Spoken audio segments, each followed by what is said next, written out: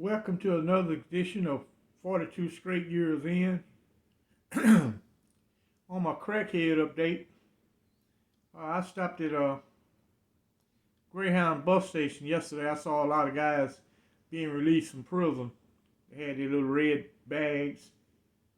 So sometime I'll go talk to those guys. And it was this lady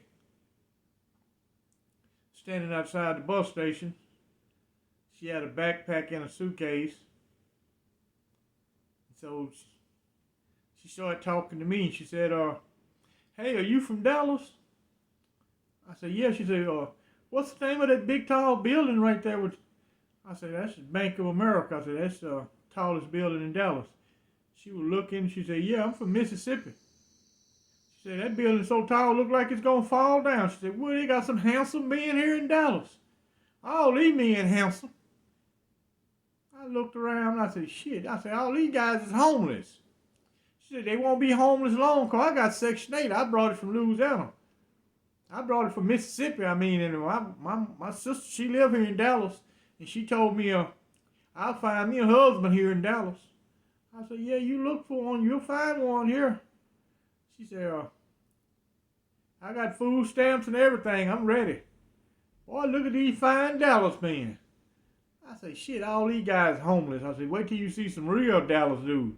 She said, yeah, one of them told me already that he was going to marry me. I gave him my phone number. So I'm going to find me a husband. I mean, this lady, she was totally mesmerized by Dallas. I never asked her where she came from in Mississippi. But it must have been a rural area because she ain't never saw a skyscraper before. You know, she was totally mesmerized. And all the people hanging around the bus station, man, ain't no regular guys hanging out there. Everybody trying to hit a lick, or are they homeless, or a lot of guys, some guys getting out of prison waiting on their family members or a halfway house to pick them up. Ain't nothing happening at the bus station. But she was mesmerized by Dallas, Texas. That's my crackhead update. Y'all know what it is. Get your shanks out and let's ride. Yeah, my last two videos, I discussed a big homie. I met a lot of guys in similar situation to Big Homie. You know, but he was severely mentally retarded, so you shouldn't expect too much out of him. But these guys are supposed to be sane guys. I remember when I was at Darrington, this one guy, he killed a guy in the day room. They had put cameras in the day room. There was so many stabbings at Darrington. So they put cameras in Ed's head. He'd stab the guy screaming and hollering, begging for his life. He'd stab him, look at the camera and smile, show him the knife, then stab him some more. This fool only had a 5-year sentence. He said he was stabbing the guy up, he was killing him to join the Texas Mafia. Now later on, he got to talk to some of the guys in the Texas Mafia. Specifically, he got to talk to the leader, a guy named Marty Song. He the one who ran the organization. And Marty told him, say, hey man, you don't go around telling nobody that you killed nobody to join us. We don't even know you. They didn't even know this guy. This man had a 5-year sentence. They took him to Brazoria County in Angleton and gave him a life sentence. He's still serving that life sentence. And that's been over 30 years ago. He's still locked up. Because they got him on film laughing and joking and looking at the camera and smile, and go back and stab the guy some more. I've seen a lot of fools. Some people think joining a gang is the shit. You know, I watched some guys before they was a gang member, they really was a coward. They walk around all quiet and scared acting. You can tell when they done join the organization. All of a sudden their chest is stuck out. They talking a little bit bolder. It's because he got backup. Those guys not impressive to me at all. They don't show me shit. Because I was at a Texas prison when it was every man for himself and it was no game. I like to see you survive under that system. You got to take care of your own business. Ain't no homeboys going to help you. You got your ass out in that water, you going to get your head kicked off. You better know how to fight or take care of your own business. To me, it was simple dealing with that. When you confront it with a problem, you take care of it, and the problem will disappear. Because they had wardens that would specifically tell you, do not let no inmate run over you. You ain't got to accept shit from no other inmate. They would tell you that. So what more do you need? That'd be just like the district attorney here in Dallas, Texas, telling me that I ain't got to deal with all these homeless guys that come running up asking me for 50 cents when I'm trying to get some gas at 7-Eleven. That I can just bust his head wide open to the fat and nothing gonna happen to me. Now let him tell me that and see what I'll do to them. Everywhere I go, I'll get tired of your ass approaching me. I'm trying to take care of my personal business, not interfering with nothing you do in your life. I'm not the cause of none of your problems. I got my own problems. But you gonna come insist that I give you 50 cents or a dollar. You initiate this contact. I don't say anything to you. Now let the district attorney tell me, hey, it's wide open season here in Dallas. If anybody approach you asking for panhandling for money, you can do whatever to him. Guarantee you that problem will go away with them in about a week. Won't be no panhandlers left. Now prison was the same way. When I first came to prison at the East Ham unit, the warden was Billy McMillan. He's known as one of the hardline wardens. And that was first thing he said to me. He said, hey man, you so young. He said, I'm going to tell you the best way to do our life sentence. He said, do whatever the other convicts do. That's what you do. He said, you can't go wrong. Whatever they do, you do. He said, you ain't got no reason to be afraid. Hell, you got life. Now this is a damn warden telling you that. How much more encouragement you need? This is the man who run the prison telling you, hey, do not let these guys screw you over.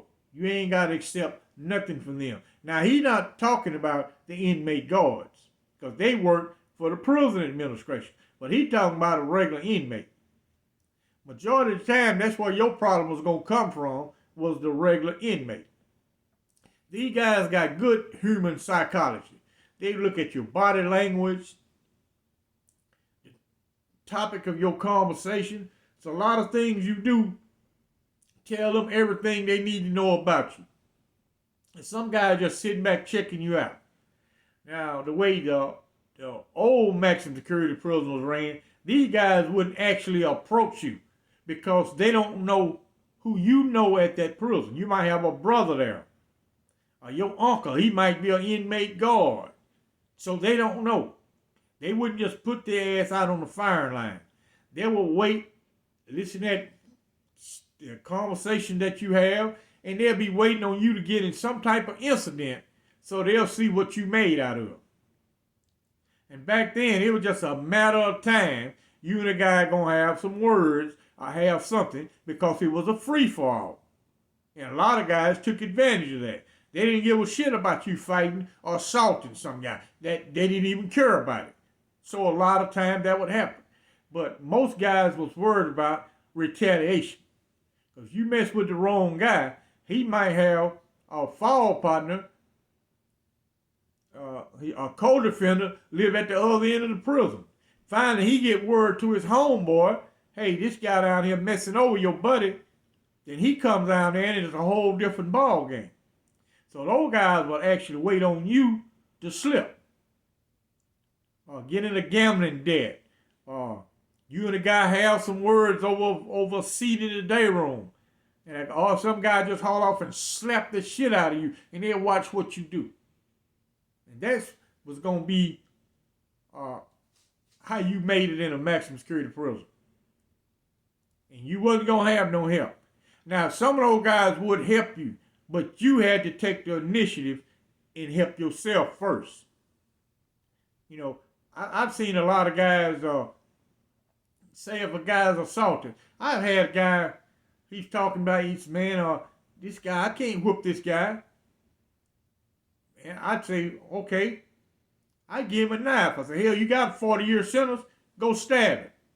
You got 40 years, so what, you ain't got nothing to lose. What are you worried about? They'd be too afraid to do it. But you wasn't afraid to snatch this lady's purse on the outside. Now you get inside of a prison. Now you got all these rules you don't do in your life. Oh, I don't do that no more. I don't do this. But you'll let somebody sex assault you. And that's the time when you do the fool. But they wouldn't do it. And back then they wasn't indicting you for all these assaults. They was not indicting you. You could stab some fool up, go to solitary confinement, transfer to another prison. The end of the story, you keep it moving. And I looked at a lot of guys, man, they were actually afraid. And when they got rid of the inmate guards, man, Esam was a madhouse. I'm talking about people was calling up old feuds they done had years ago. People was cashing in on it. You done did something to a guy 10 years ago, he ain't forgot. He had guys sleeping in the hallway. I'm talking 25 and 30 guys afraid to go back to the cell block. They were afraid to go back. They sleep in the hallway all night. Too afraid to go back on them cell blocks because it was a madhouse. The guards could not control the inmates at Esam. They got rid of the inmate guards. They ain't got enough staff. They don't know what the hell to do with all these wild-ass inmates. And it was a madhouse. A lot of guys were getting assaulted. A lot of guys were getting killed. You know, people don't forget. Even though they didn't get most of the inmate guards, they rounded those guys up and transferred them to another prison. Transferred those guys to Ramsey 3, which is the terror unit now. They transferred most of those guys, the main inmate guards. They got them out of there. There's a few of them had got stabbed prior to them being transferred. But you know, not guys didn't really get to retaliate against it. But if they would have stayed at that prison, it's just a matter of time, probably they would have started getting killed. Because first inmate had to register, hey, we don't got inmate guards no more. I remember I came in from work and looked in the hallway, there's no turnkeys. Hell, I thought it was a trap. Looking around, I said, where the turnkeys? Got to the cell block. I'm in the day room. I walk up and ask the guy who used to be an inmate guard. I said, hey, can I go up to my cell and get my stuff for the crab shop? He said, I can't tell you what to do no more. He said, you want to go up there? Go up there. And a lot of inmates, it took us about a week. A lot of inmates were still sitting in the day room quiet, wouldn't touch the TV just like it always was. Until we snap, hey, these guys don't run nothing no more. Now we got control. And all hell broke loose at the Esam unit. You know, I don't know how it was at other prisons when they got rid of their inmate guards, but I was at the Esam unit. They had some of the worst inmate guards.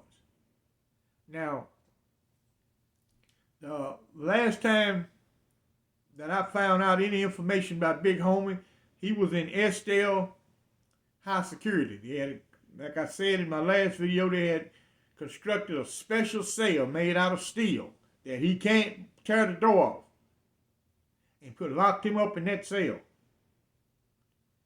But that's been over 25 years ago. You know, I'm trying to find the information out on it. I'm waiting on the Forward Times in Houston. I wrote an article and they published it, and he got all his information in that article. I didn't even forgot the guy's name. I can't remember Big Homie's name to save my life. Everybody called him Big Homie. I can't remember his name, even though I typed up the information for him. I can't remember this guy's name. But as soon as the Forward Times in Houston notified me or sent me a copy of my old article that I wrote to help this guy, I'll publish his information and do a background check and see where he's at. In all likelihood, he's still going to be in Estelle High Security. You know, but a lot of guys threw their life away. I've seen a lot of guys, man, end up with, have a small sentence and end up with life. I've seen it happen a lot of times. You know, a lot of guys think with emotion. You can look at the outside. You see all these people on the outside doing all this crazy crap. You can just imagine what they're going to do inside of a maximum security prison, living in a regimented lifestyle, got all these 900 rules they got to go by. Can you imagine what this guy going to be like there? Especially once he snap, that he ain't got nothing to lose, especially guys got big sentences. They got nothing to lose at all. All them guys, I was looking at the roster. Man, so many guys got life without parole. It's pathetic. You know, I was locked up all my adult life. I would not know what to tell one of these guys with life without parole. Only thing I can tell you, hey man, stay busy. Because he ain't gonna never see a parole officer. Never ever gonna see one. You know, I really wouldn't know what to tell him. I know what to tell him, but I ain't gonna say on this video. Because he ain't got that many options. His options are very limited. It's an either or. And you select the either or. Neither one is good. I got an interview I'm gonna do at 11 o'clock tonight, so I got to get this video uploaded, and I'll send out a notice to my subscribers where they can watch me on this guy's channel. I'm gonna give him an interview. Y'all follow me over on Patreon. The link is in the description. Hey man, y'all smash that like button up. I need those likes. Don't cost you a penny to hit that like button. Y'all like and subscribe. And I thank you for watching.